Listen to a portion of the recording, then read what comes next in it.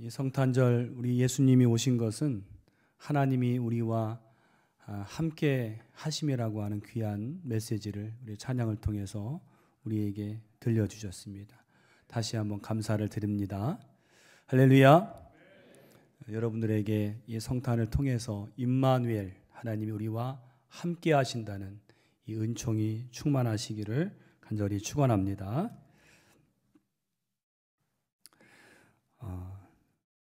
독일의 스텐버그라는 화가가 있었는데요. 이 화가가 성 베드로 성당의 요청으로 십자가에 달리신 예수님을 그리게 되었습니다.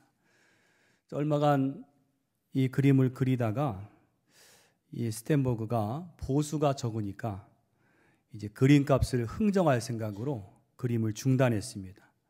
그리고는 다른 그림을 그리는데 한 여인을 모델로 하는 세속적인 그림을 그리게 되었어요.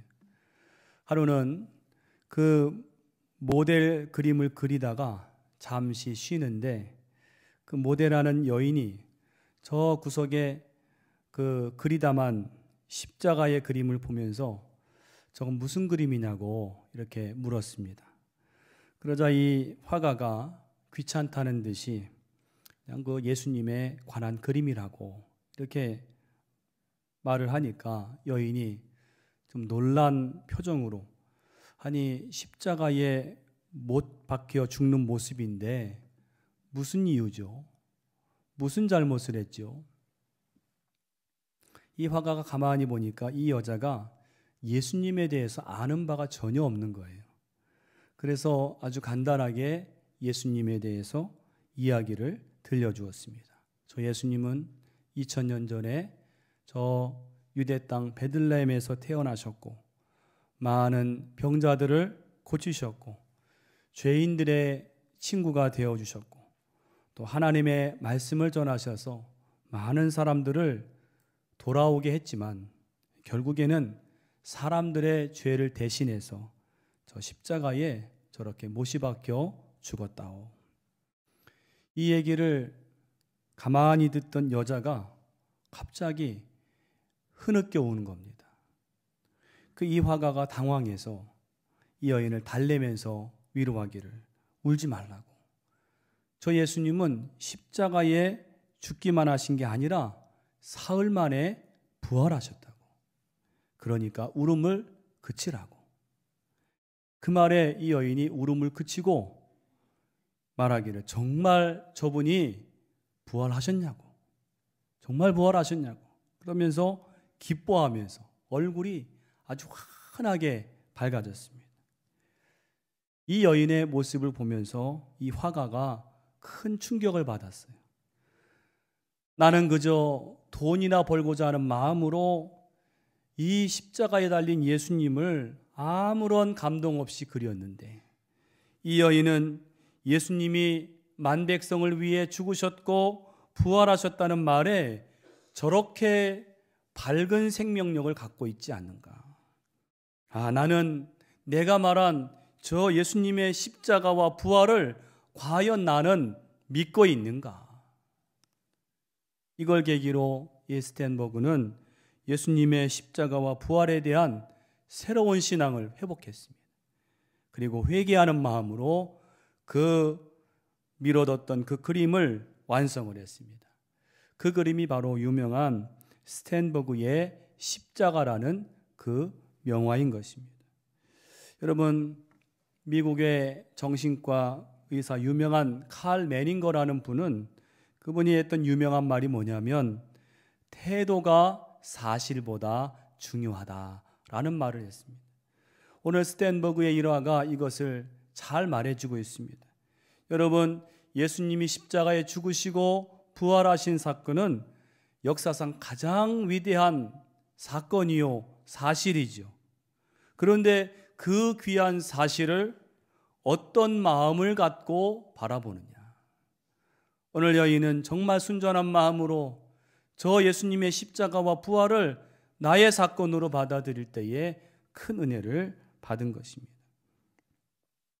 여러분, 내일이 우리가 기다리던 또 전 세계가 기뻐하는 크리스마스인데, 여러분 이 크리스마스도 마찬가지입니다. 크리스마스는 여러분 인류 역사상 가장 위대한 기적입니다. 믿으십니까? 가장 위대한 기적. 왜냐하면 무한하신 하나님이 유한한 인간이 되셔서 오신 사건이에요. 성육신의 사건이. 또 동정녀 탄생의 사건입니다. 가장 위대한 기적이에요. 그렇다면 이 놀라운 크리스마스에 합당한 마음은 어떤 마음일까요? 우리가 어떤 마음을 가져야 이 크리스마스가 정말로 우리에게 복된 크리스마스가 되겠는가? 오늘 본문을 가지고 크리스마스에 가져야 하는 세 가지 마음을 함께 살펴보기를 원합니다. 첫 번째로는 대망하는 마음입니다. 대망하는 마음. 우리가 크리스마스를 맞이하는 마음은 먼저 대망하는 마음이에요. 대망이라는 게 무엇입니까? 한자로 보니까 두 가지 뜻이 있더라고요. 하나는 기대하고 바란다. 대망. 또 하나는 큰 소망, 간절한 열망이란 뜻이 있습니다. 요컨대 여러분 크리스마스에 합당한 마음은 대망하는 마음이에요. 기대하고. 여러분 크리스마스에 기대하십니까? 바라고 계십니까? 간절히 열망하십니까? 이 대망하는 마음이 우리에게 있어야 되겠다는 것입니다. 혹시 여러분 아무런 기대나 소망도 없이 그저 매년 맞이하는 그런 크리스마스가 되지는 않는가 한번 생각해 봐야 됩니다. 오늘 본문에 보면 크리스마스에 이 대망하는 마음을 잘 보여주는 사람들이 나오지요. 바로 동방 박사들입니다. 1절 보시면 헤롯 왕 때에 예수께서 유대 베들레헴에서 나심에 동방으로부터 박사들이 예루살렘에 이르러 말하되. 여러분 여기에 동방 박사에 해당하는 헬라어 그리스어는요 마고이입니다. 마고이. 이 마고이는 현자를 뜻합니다. 현자. 그래서 박사라고 부르는 것입니다. 그럼 왜 동방 박사인가? 이들은 바벨론 출신의 별을 연구하는 사람들이. 여러분 유대에서 볼 때 이 바벨론은 저 동쪽에 있기 때문에 동방 박사라고 부르는 것입니다. 중요한 것은 이 동방 박사들은 예수님이 나시기 수개월 전부터 이 예수 탄생의 징조를 알았을 것입니다. 어떻게 알았을까요? 바로 하늘의 별을 연구하다가 다름 아닌 메시아 탄생을 알리는 별을 보았기 때문입니다. 여러분 여기서 한 가지 특이하고 의아한 것이 뭐냐면 예수님의 탄생의 징조를 가장 먼저 안 사람들이 유대인이 아니라는 거예요. 누구였습니까? 저 이방의 동방의 박사들이 메시아 탄생의 징조를 가장 먼저 알았다는 것입니다. 왜일까요? 왜 하나님께서는 이 중요한 메시아 탄생의 징조를 선민인 유대인이 아니라 이방의 박사들에게 왜 그들에게 알리셨을까요? 바로 이 동방 박사들은요 메시아를 대망하는 사람들이었어요. 그들은 별을 연구하면서 오실 메시아를 바라고 기다리고 기대하고 간절히 소망했다는 것입니다. 오늘일까? 내일일까? 언젠가는 메시아가 오실 텐데 언제 오실까? 바로 이 동방 박사들은 메시아를 대망한 사람들이었기 때문에 하나님이 그들에게 메시아 탄생의 징조를 보여주신 것입니다. 오늘도 마찬가지입니다. 여러분 우리 예수님은 지금도 우리 삶의 메시아로 구원자로 오시는 줄로 믿습니다. 2000년 전에만 오신 게 아니라 오늘도 성령으로 우리에게 다시 한번 구원자로 임하시는데 오늘 누구에게 임하느냐? 그 예수님을 대망하고 기대하고 바라는 사람들이라는 거예요. 여러분 현대인이 가지는 가장 심각한 문제 중에 하나가 뭐냐면 현대인들은 기대와 소망을 잃어버린 사람들입니다. 여러분, 우리가 매일 보는 뉴스가 어떻습니까? 어떤 때는 정말 보고 싶지 않지요. 왜 그렇습니까? 뉴스를 보면 좋은 뉴스, 소망이 되는 뉴스, 이런 좋은 소식은 없고 다 문제와 불의함과 거짓과 악함에 대한 뉴스가 거의 답니다. 사람들 마음에 어떤 기대와 소망을 전하기보다는 슬픔과 절망을 계속 쏟아붓는 것 같아요. 그래서 뉴스만 보고 있으면 우리 사람이 침울해지고 우울해지는 것 같습니다.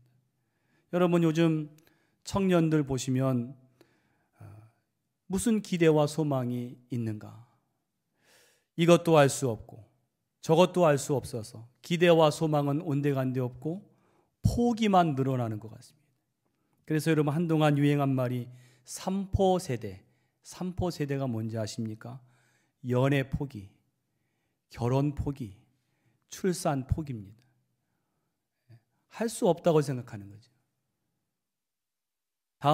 그 다음엔 더 늘어났어요. 5포 세대가 나오더라고요. 5포 세대 뭐냐면 3포에다가 내 집 마련 포기, 인간관계 포기. 최근에는 7포 세대가 나왔습니다. 5포에다가 꿈을 포기하고 희망을 포기한 세대다. 여러분, 캐나다의 작가 몽고메리가 지은 빨강머리 앤이라는, 우리 아이들 많이 읽은 그 이야기에 보면 주인공 앤이 이런 말을 하는 것이 나옵니다. 이런 말을 합니다. 저는 앞일을 생각하는 건 즐거운 일이라고 생각해요. 이루어질 수 없을지는 몰라도 미리 생각해 본다는 건 자유거든요. 린드 아주머니는 아무것도 기대하지 않으면 아무런 실망도 하지 않는다, 그렇게 말하지만 저는 실망하고 상처받는 것보다 아무것도 기대하지 않는 게 더 나쁘다고 생각해요. 아무것도 기대하지 않는 게 더 나쁘다고 생각해요. 여러분, 이 앤의 말이 무슨 뜻입니까? 실망하는 게 두려워서 기대조차 하지 않으면 그 인생은 아무런 열매도 아무 가치도 없다는 거예요. 여러분, 기대와 소망이 있어야 변화도 있고 열매도 있는 줄로 믿습니다. 다시 한번 우리 삶에 여러분 기대와 소망을 회복하시기를 축원합니다. 이 연말에 주님 나신 이 기쁜 계절에 또 2024년도를 맞이하는 우리 마음에 혹시 내 마음에 기대하는 마음, 바라는 마음, 소망하는 마음은 사라지지 않았는가? 다시 한번 여러분 생각해 보시고, 여러분, 하나님은 우리를 기대와 소망을 품고 살아갈 수 있도록 그렇게 만드셨어요. 아브라함을 보세요. 여러분, 하나님께서 아브라함을 부르시고 제일 먼저 축복하신 게 뭐냐면 내가 너로 큰 민족을 이루게 하겠다 그랬어요. 그런데 여러분, 그때 아브라함이 몇 살이었는가 하면 75세였고 그리고 자식이 없었어요. 자식이 없는 75세의 사람에게 내가 너로 큰 민족을 이루게 하겠다, 이 말을 하신 건 뭐예요? 바로 기대와 소망을 갖고 살라는 거예요. 75세라도 당장은 아무런 증거가 없지만은 약속을 바라보고 기대하고 소망을 하는 거지요. 그 아브라함이 기대하고 소망했을 때 100세의 아들을 얻고 그가 큰 민족의 조상이 된 줄로 믿습니다. 여러분, 믿음의 삶은 뭐예요? 어떤 형편에서라도 기대하고 소망하는 삶인 줄로 믿습니다. 이번 성탄을 맞이할 때 여러분, 성탄의 은혜와 축복을 기대하고 소망하시기를 간절히 축원합니다. 두 번째는 인도를 받는 마음입니다. 인도를 받는 마음. 제가 여러 해 전에 한 번은 낯선 도시를 여행한 적이 있습니다. 근데 제 여행 계획은 내비게이션이 처음 나온 때라서 이 내비게이션만 가지면 어디든, 그래서 그 도시를 처음 가는데 이곳저곳을 찾아서 직접 찾아가는 여행을 해버리라, 좋은 여행이 될 것이다, 그렇게 기대했는데 저의 생각은 완전히 빗나갔습니다. 그 내비게이션 처음 나온 때라서 오류도 많고요, 낯선 도시를 다니는데 그 길이 얼마나 복잡하고 일방통행이 많은지 그때 하여간 내비게이션 보면서 길 찾다가 시간을 다 버렸습니다. 며칠 동안 별로 본 게 없어요. 그래서 그 여행이 그렇게 좋은 여행이 되지 못했습니다. 그때 제가 내린 결론이 뭐냐면 낯선 여행지를 갈 때 내가 직접 찾아다니는 여행은 매우 고달프다. 그런 결론을 내렸습니다. 근데 그와는 정반대 여행을 했던 적이 있습니다. 그 여행은 저희 가정과 잘 아는 그 내외분께서 그분들이 사시는 지역으로 저희를 초대를 해서 간 여행이었습니다. 그 앞서 말씀드린 그 여행과는 정반대였죠. 다시 말해서 이곳을 가니까 이분들이 그냥 인도하는 대로 따라다닌 거예요.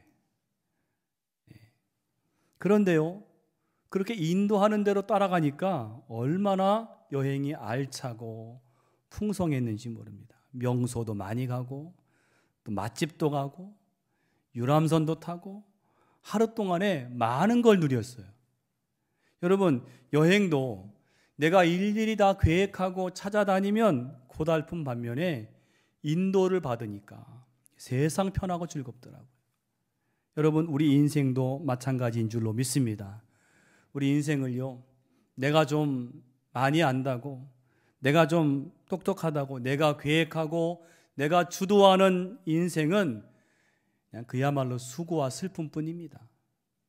그런데 내 인생을 목자가 되시는 하나님께 전적으로 맡기고 그분을 따라가면 거기에는 생명과 안식과 풍성한 삶이 있는 줄로 믿습니다.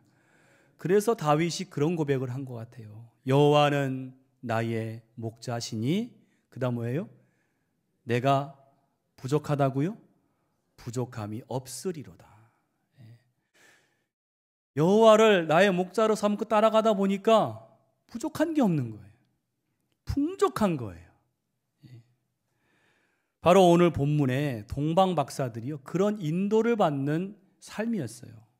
인도함을 받았습니다. 오늘 동방 박사들은 세 가지 형태의 인도를 받았습니다. 먼저는 별의 인도를 받았어요. 별의 인도.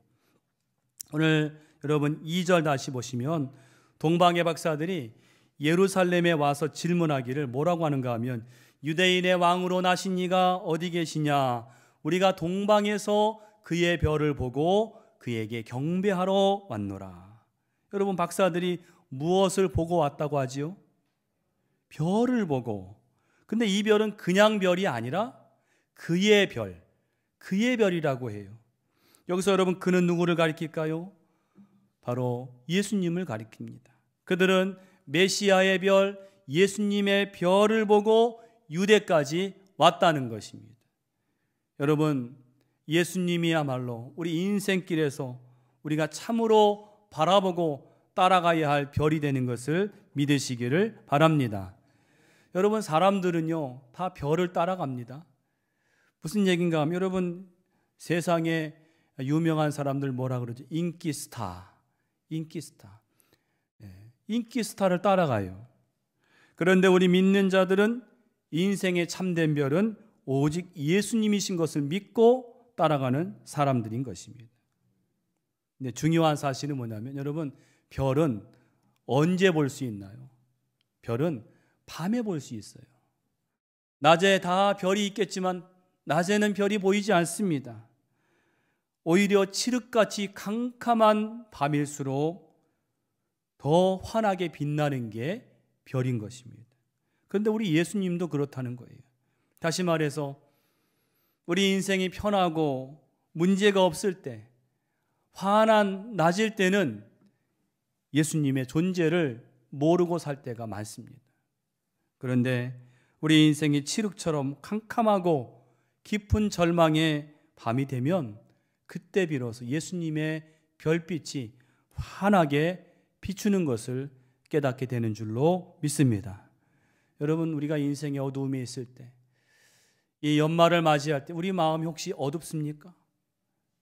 예수님의 별빛을 바라보시기를 간절히 축원합니다. 또 이 동방 박사들은 무슨 인도를 받았는가? 말씀의 인도를 받았어요. 오늘 이 동방 박사들은 별의 인도를 받고 어디를 갔는가? 예루살렘에 갔습니다. 이 예루살렘에 도착해서 뭐라 그랬죠? 유대인의 왕이 어디 계시냐 이렇게 물었어요. 그랬더니 난리가 났습니다. 어디서 난리가 났는가 하면 3절 보면 왕궁에서 헤롯이 난리가 났습니다. 왜냐하면 헤롯 자기가 왕인데 또 왕이 났다고 하니까 놀랄 수밖에 없죠. 그래서 대제사장과 서기관들을 불러서는 야, 그리스도가 어디서 나겠느냐 이렇게 묻습니다. 그랬더니 그들이 뭐라고 하는가 하면 성경을 뒤져본 거죠. 5절 6절 말씀에 뭐라고 합니까? 이르되 유대 베들레헴이 오니 이는 선지자로 이렇게 기록된 바 또 유대 땅 베들레헴아 너는 유대 고을 중에서 가장 작지 아니하도다. 내게서 한 다스리는 자가 나와서 내 백성 이스라엘의 목자가 되리라 하였음이니이다. 이렇게 말합니다. 이걸 들은 헤롯이요, 이 말씀을, 이 하나님의 말씀을 근거로 동방 박사들에게 알려주는 거예요. 베들레헴이라고, 베들레헴으로 가보라고. 여러분, 여기서 얻는 교훈이 뭐가 있습니까? 하나님은 이 동방의 박사들이 별의 인도를 받다가 그만 길을 잃었어요. 길을 잃고 헤롯 궁으로 간 것입니다. 엉뚱한 곳으로 갔을 때에 하나님은 그들을 인도하시기 위해서 무엇을 만나게 하셨는가 하면 하나님의 말씀을 만나게 하신 거예요. 그것도 심지어 헤롯의 입을 통해서. 여러분, 이것이 바로 복받은 자들의 모습인 줄로 믿습니다. 복받은 자는요, 어떤 상황에서도 하나님이 그를 사랑하시사 때로는 길을 잃고 헤매일지라도 무엇을 만나게 하시는가 하면 하나님의 살아있는 말씀을 만나게 하시는 줄로 믿습니다. 말씀을 만나게 하시는 거예요. 말씀으로 인도하시는 거예요.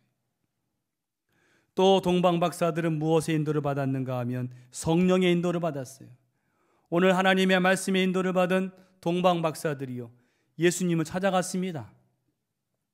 경배를 했습니다. 근데 그들이 예수님께 올 때 헤롯이 뭐라고 했는가 하면 이 동방 박사들에게 가서 아기를 찾거든 나에게도 알려달라고, 나도 가서 경배하겠다고 그렇게 말했어요. 여러분, 이 말이 사실일까요? 아니죠. 거짓말이죠. 실은 아기를 찾아서 죽이려고 하는 헤롯의 계획이죠. 근데 이걸 동방 박사들이 알 턱이 없잖아요. 여러분, 이 동방 박사들은 박사들이지만 이렇게 앞일을 모릅니다. 이것이 여러분 우리 인간의 한계입니다. 한치 앞도 알 수 없어요. 그때 누가 역사하셨는가? 바로 성령이 역사하시고 도와주시는 겁니다. 12절 보시면 하나님의 성령이 그들에게 나타나셔서 인도하시는 거예요. 그들은 꿈에 헤롯에게로 돌아가지 말라 지시하심을 받아서 다른 길로 고국에 돌아가니라. 헤롯에게로 안 갔어요. 요컨대 오늘 동방 박사들은 어떤 인도를 받았는가? 여러분, 별의 인도를 받았고 하나님의 말씀의 인도를 받았고 마지막에는 성령의 인도를 받은 줄로 믿습니다. 오늘 저와 여러분의 삶이 이런 삶이 되시기를 축원합니다.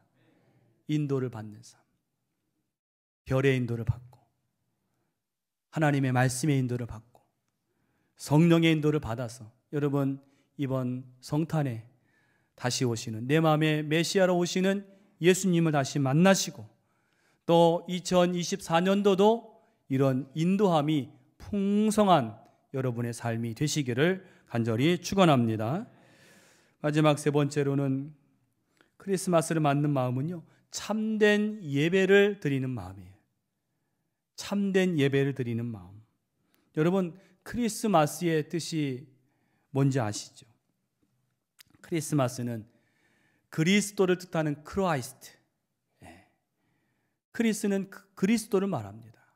그리고 마스는 여러분 카톨릭에서 예배를 뭐라고 하는가? 미사, 마스, 미사 비슷하지 않습니까? 바로 마스는 예배를 의미합니다.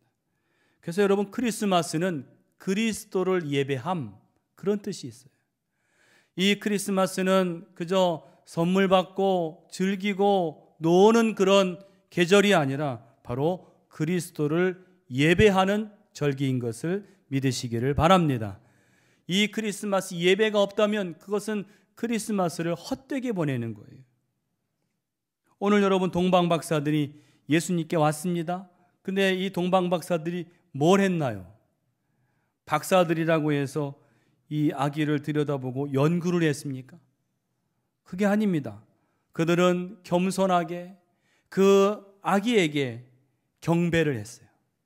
엎드려 절을 하고 그 아기에게 가장 귀한 예물을 드렸습니다. 바로 그들은 나신 아기 예수께 예배했다는 거예요. 여러분, 이것이 바로 진정한 크리스마스인 줄로 믿습니다. 크리스마스는 다른 무엇보다도 먼저 예배해야 합니다. 오늘 예배하는 자들에게 하나님의 크신 축복이 임하실 줄로 믿습니다.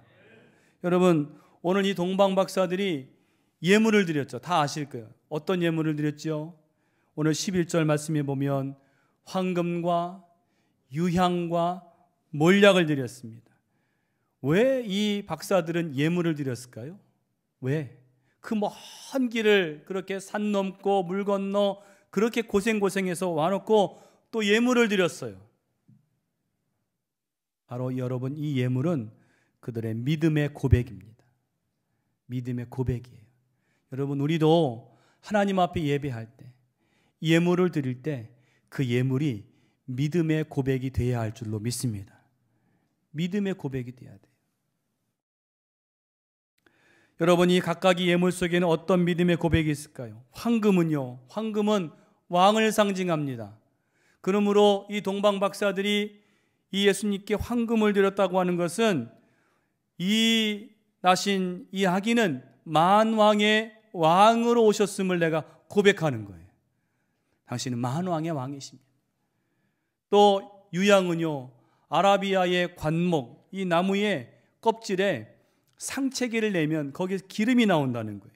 근데 그 기름을 모아서 만든 게 유향인, 향이 아주 강한 것입니다. 여러분, 이건 무엇 상징합니까? 예수님께서 십자가에서 살이 찢기시고 상처가 나시고 물과 피를 흘리신 그 고난, 십자가의 죽으심을 상징하는 거죠. 당신은 우리의 죄를 위해서 십자가에 피 흘리시고 죽으실 분인 것을 이 동방박사들은 미리 이 유향을 드림으로 고백한 것입니다. 몰약은 무엇입니까? 몰약은요, 시체를 썩지 않게 하는 방부제입니다. 여러분, 이것은 바로 예수님의 죽으심과 사흘 만에 부활하신 그 부활의 사건을 이 몰약이 말하는 것입니다. 오늘 동방박사들이 황금과 유향과 몰약을 드렸다는 것은 한마디로 예수님을 이 박사들이요, 어떻게 알았는지 모르겠지만 이 나신 메시아의 그 하나님이 보내신 그 뜻을 바로 알았어요. 이분을 바로 알고 바로 고백하고 그분에게 합당한 최고의 가치를 올려드렸을 때에 오늘 그들의 이 말씀이 여기에 기록된 것입니다. 여러분, 최고의 크리스마스는 무엇입니까? 최고의 크리스마스는요, 이 땅에 오신 예수님을 진정으로 바로 알고 바로 고백하고 그에게 합당한 최고의 가치를 올려드리는 것이 최고의 크리스마스인 것을 믿으시기를 바랍니다. 예수님, 당신은 이 땅에 정말 왕으로 오셨고 나 같은 죄인을 위해서 저 십자가에서 찢기시고 피 흘리셨고 그리고 부활하셔서 오늘 나의 하나님이요 나의 구주가 되십니다. 이것을 여러분, 우리가 예배를 통해서, 예물을 통해서 하나님 앞에 고백할 수 있는 저와 여러분이 되시기를 간절히 축원합니다. 기도하시겠습니다. 하나님, 감사합니다. 이제 주님께서 우리의 구원을 위해서 인간의 몸을 입고 오신 성탄절이 내일인데 우리가 매년 맞는 형식적인 성탄이 아니라 기대와 소망을 가지고 인도를 받고 또 주님께 최고의 가치를 올려드릴 수 있는 예배하는 크리스마스가 되게 하여 주시옵소서. 예수님의 이름으로 기도하옵나이다. 아멘.